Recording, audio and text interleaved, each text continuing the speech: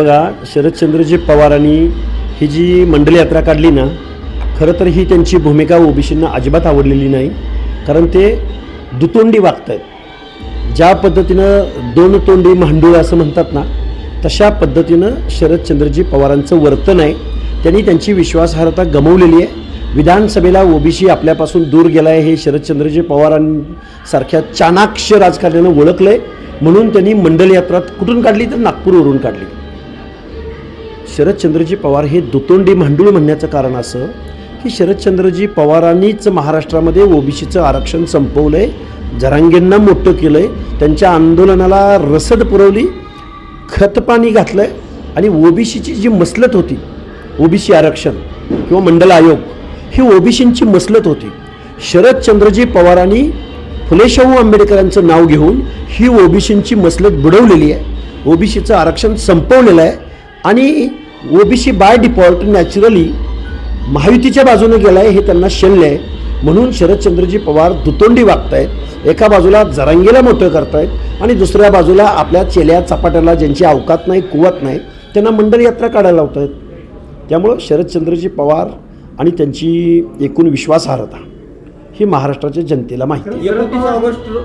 शरद पवार ठीक आहे, पण तुम्ही अजित पवारवर देखील टीका करताय, काय करताय? हे बघा, शरदचंद्रजी पवार असो किंवा अजितदादा पवार असो, अजितदादा पवारांवर मी वारंवार टीका करण्याचं कारण असं की अजितदादा पवार हे जातीयवादी नेते आहेत. महाज्योतीच्या संदर्भातला सामाजिक दुजाभाव मी महाराष्ट्राला वेळोवेळी सांगितला आहे. काल परवा अजितदादा पवारांनी जाहीर सभेमध्ये एक स्टेटमेंट केलं की तुम्ही गोदड्या वाळत घालता. बारामती परिसरामधली जी काही मंडळी आहेत त्यामध्ये दीनदलित आहेत, भटके आहेत, वडार आहे, बेरड आहे, बेलदार आहे, टकारी आहे, भामटा आहे, ही जी काही लोकं आहेत गावगाड्यातली, त्या लोकांची परिस्थिती आजही तशीच आहे की त्यांना गोदडीचा वापर करावा लागतो.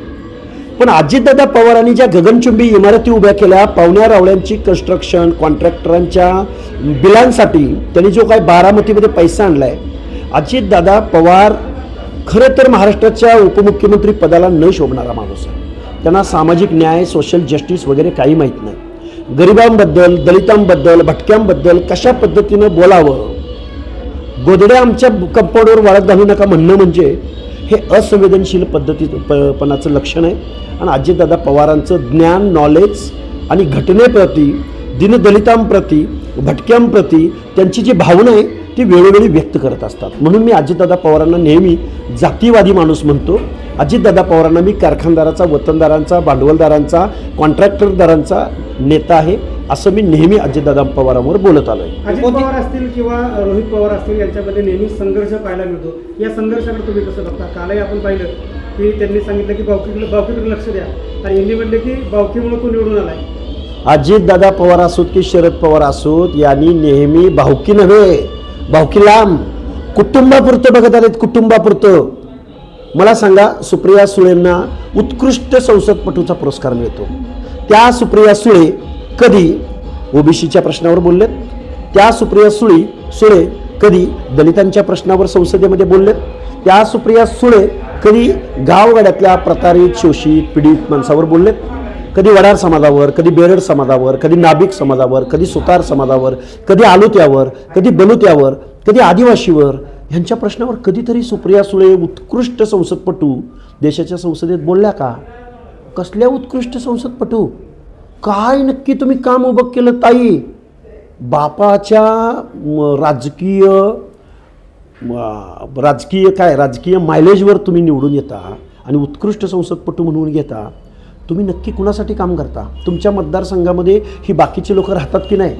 ते तुम्हाला मतदान करतात की नाही? त्यामुळं शरद पवार असोत की अजित पवार असोत, सुप्रिया सुळे असोत की रोहित पवार असोत, ही ब्रिटिश ईस्ट इंडिया कंपनी आहे. पवार फॅमिली आहे ही. पवार फॅमिली बारामती ॲग्रो कंपनीमधून जरांगेंचं आंदोलन चालतं. एका बाजूला जरांगेचं आंदोलन चालवायचं आणि दुसऱ्या बाजूला मंडल यात्रा काढा म्हणायचं. अरे वा रे राजनीती, दोगली राजनीती म्हणतात त्याला. बंडल यात्रा. अरे विश्वनाथ प्रताप सिंगांनी मंडल आयोग इम्प्लिमेंट केला, सोशल जस्टिससाठी केला. कुटुंबापुरतं सगळी पदं घेऊन कारखाने उभे करणारे तुम्ही, दारूच्या फॅक्टऱ्या काढणारे तुम्ही, बारामतीमध्ये असमतोल विकास करणारे तुम्ही आणि दलितांच्या गोधड्या तुमच्या कंपाऊंडवर आल्या म्हणून तुम्ही अशा पद्धतीने बोलू शकता? हे महाराष्ट्राच्या उपमुख्यमंत्री पदाला, संविधानिक पदावर ज्यांनी शपथ घेतली महाराष्ट्राच्या हिताची, त्या माणसांना अशा पद्धतीचं वक्तव्य करावं? गोधड्या, अजितदादा पवारांना हे गोधडीवाले बघा पुढच्या काळात घरी बसवतील. सर, वेळोवेळी फक्त आपण टेकेची दाहरे ती फक्त आपली पवार कुटुंबियावरती दिसते. राज्यात अनेक नेत्यांच्या विषयी वेगवेगळे मुद्दे बाहेर येत असतात, परंतु नेहमी पवारांवरतीच बोलतो. हे बघा, पवार हे नेहमी सत्तेत बसलेले असतात. भाजपची सत्ता आली तरी ते सत्तेत असतात, काँग्रेसची सत्ता आली तरी ते सत्तेत असतात, सन्माननीय उद्धव ठाकरे साहेबांची सत्ता आली तर ते सत्तेत असतात. मी बाळासाहेब आंबेडकरांना एक सल्ला देईन, तुमची जर उद्या बाळासाहेब तुमची जर सत्ता येते असं कळलं या पवार फॅमिलीला, तरी हे अजितदादा पवार उपमुख्यमंत्री पदासाठी तुमच्याकडे, तुमच्या रांगेत, तुमच्या घराकडे येतील. त्यामुळे हे सत्तेत बसणारी माणसं आहेत. मग सत्ताधाऱ्यावर बोलायचं नाही तर कुणावर बोलायचं? मी काय काकड्यांवर बोलू, शितोळेवर बोलू, जाचकांवर बोलू, कुणावर बोलू? त्यामुळं तावरेवर बोलू, कुणावर बोलायचं? जे सत्तेत बसतात, ज्यांच्या कमरेला तिजोरीच्या चाव्या असतात, ज्यांनी गावगाड्यातल्या या ओबीसींचं वाटोळं केलं आहे, आरक्षणाचा खेळखंडोबा केला आहे, ज्यांनी जरांगेसारख्या खोडचड, ज्याला काही माहिती नाही, ज्याला संविधान माहिती नाही, ज्याला शिक्षण माहिती नाही, ज्याला दादागिरीच्या जोरावर आरक्षण घेता येतं हे याला बेसिक तत्त्व माहिती नाही, ज्याला झुंडशाहीच्या जोरावर इथं न्यायव्यवस्था आहे, आरक्षण हे असं मोर्चा काढून मिळत नसतं, कोणी उद्या मोर्चा काढून. त्यामुळं हे जे सगळं राजकारणासाठी करणारी माणसं आहेत, म्हणून मी यांच्यावरती वारंवार टीका करत असतो. जरांगे आता मुंबईला निघालेले आहेत, तिथं आंदोलन करणार आहेत आणि आरक्षण घेतल्याशिवाय माघारी फिरणार नाही असं म्हणतात. हे बघा, कायद्यात जर बसलं नाही ना, जरांगेने आंदोलन केलं काय आणि अजून काय केलं काय, जोपर्यंत संविधानाला मान्य होत नाही, जोपर्यंत कायदेमंडळात ते पारित होत नाही, तोपर्यंत अशा पद्धतीचं कुठलंही एक्झर्शन करण्याचा अधिकार ना मुख्यमंत्र्यांना आहे, ना उपमुख्यमंत्र्यांना आहे, ना शरदचंद्रजी पवारांना आहे, ना विरोधी पक्षनेत्यांना आहे, ना जरांगेला आहे. कोणी उठेल ना उद्या. त्यामुळं हे फक्त मुंबईत दंगली घडवायच्या, समाजामध्ये दुरी निर्माण करायची. मराठा विरुद्ध ओबीसी महाराष्ट्रानं कधीही संघर्ष बघितलेला नव्हता. त्या संघर्षाला इथून पुढच्या कालावधीमध्ये महाराष्ट्राला सामोरं जावं लागणार आहे. मुख्यमंत्री महोदय सावध.